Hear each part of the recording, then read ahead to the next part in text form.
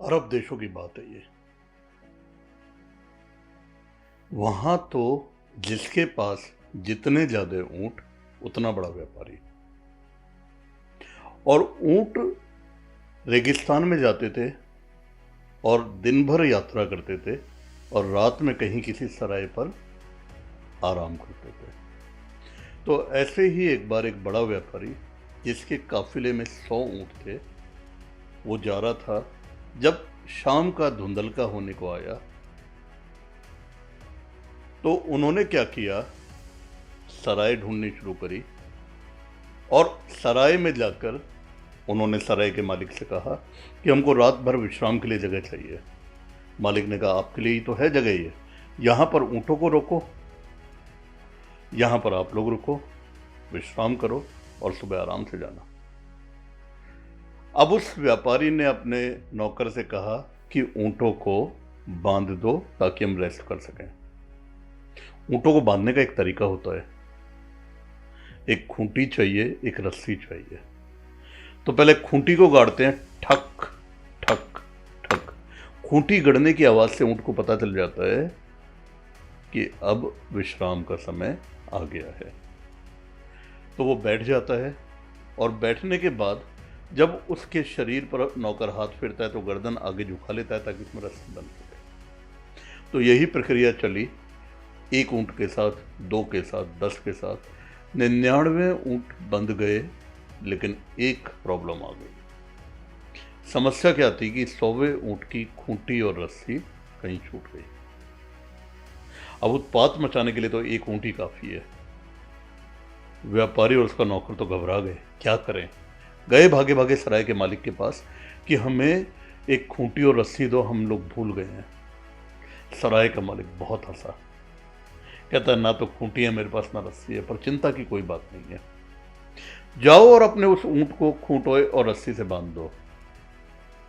व्यापारी तो बड़ा नाराज हुआ, कहता है, कैसा आदमी है, खूंटा और रस्सी होते तो हम इसके बाद जाते ही क्यों। कहता, चिंता मत करो, चिंता मत करो, ऊंट को ऐसे ही बांधो जैसे किसी असली खूंटे से बांधते हो, वही आवाज करना। वो गए वहां पे, क्योंकि कोई और चारा भी नहीं था। उस खूंटे को ठोका, ठक ठक ठक, जो था ही नहीं। मजेदार बात, ऊंट बैठ गया। ऊंट के शरीर पर फिर हाथ फेरा उस नौकर ने, तो ऊंट ने गर्दन आगे बढ़ा दी और उस गर्दन में वो अदृश्य रस्सी बांधी जो नहीं थी, लेकिन ऊंट गर्दन नीचे करके सो गया। बड़ा अचरज हुआ व्यापारी को और उसके नौकर को। उन्हें लगा कि ये सराय का जो मालिक है ना, ये जरूर जादू टोना जानता है। चलो कोई बात नहीं, सुबह तो जाना ही है, कोई दिक्कत की बात नहीं है।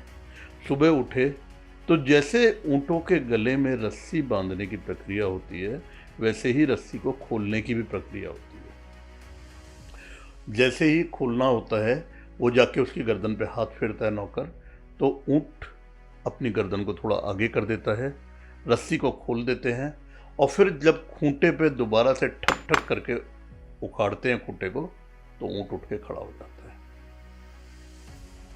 किया शुरू, पहला, दूसरा, 10वां, 99 ऊँट उठकर खड़े हो गए। लेकिन 100वें ऊँट को कैसे उठाएं? वो उठने को ही राजी नहीं था। अब तो उस व्यापारी और उस नौकर को पूरा विश्वास हो गया कि इस सराय के मालिक के पास जादू टोना है। गए दोबारा, कहा, हमारे इस ऊंट को जादू टोने से मुक्त करो और इसे खड़ा करो ताकि हम जा सकें। दोबारा वो व्यापारी बहुत हंसा, कहता, जैसे बांधा था ना, जैसे बांधा था वैसे ही उखाड़ लो, जाओ। अब उस नौकर ने दोबारा उस ऊंट की गर्दन पर हाथ फेरा और वो रस्सी खोली जो रस्सी नहीं थी, और उस खूंटे को उखाड़ने के लिए आवाज करी, और जैसे ही वो आवाज करी उस खूंटे को उखाड़ने के लिए जो नहीं था, मजेदार बात, ऊंट उठकर खड़ा हो गया। तो दोस्तों, ऐसा ही कुछ होता है हमारे जीवन में। हम लोग ऐसी अनगिनत रस्सियों से अपने आप को बांधे रखते हैं, ऐसे अनगिनत बंधनों से अपने आप को बांधे रखते हैं जो कभी थे ही नहीं। ये बंधन हमारी बहुत बड़ी ग्रोथ में बहुत बड़ी बाधा है। दोस्तों, इन बंधनों से आजाद करना है अपने आप को।